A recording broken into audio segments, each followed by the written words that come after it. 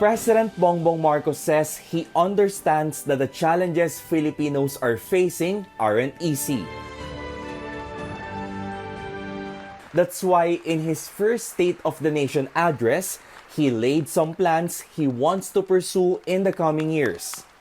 For the health sector, he wants to put up more specialty hospitals like the Heart Center, Lung Center, and Children's Hospital. Maliwanag na hindi lamang dapat dito lamang sa National Capital Region, kundi maging sa ibang parte ng bansa, kailangan magdagdag ng ganitong uri ng mga pagamutan. Due to the COVID-19 pandemic, he also aims to establish a National Disease Prevention Management Authority and a Virology Institute. For the education sector, he seeks to make the Reserve Officers Training Corps mandatory in all senior high schools.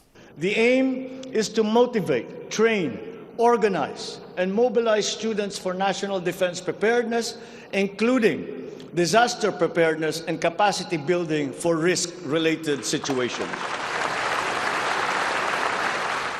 Marcos is also pushing for the retraining of teachers so that Filipino students can be more competitive in international rankings.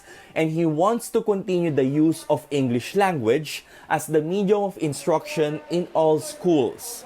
As for the horror stories that we have heard about the poor quality of educational materials and supplies that are being given to our schools, this must end. For the agriculture sector, Marcos says the government will build more farm-to-market roads and kadiwa centers which sell food products at lower prices.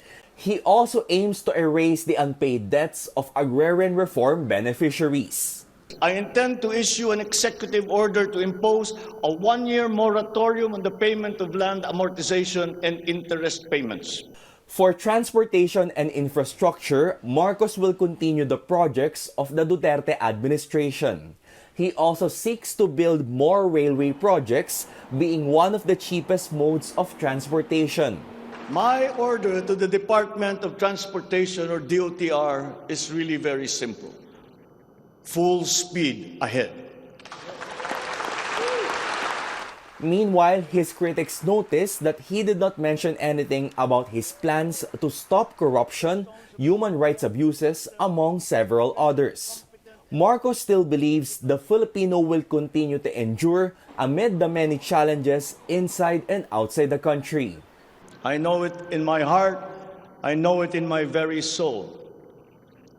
The state of the nation is sound. Thank you and good afternoon. Marami pong salamat sa inyong lahat. Rex Remitio, CNN Philippines.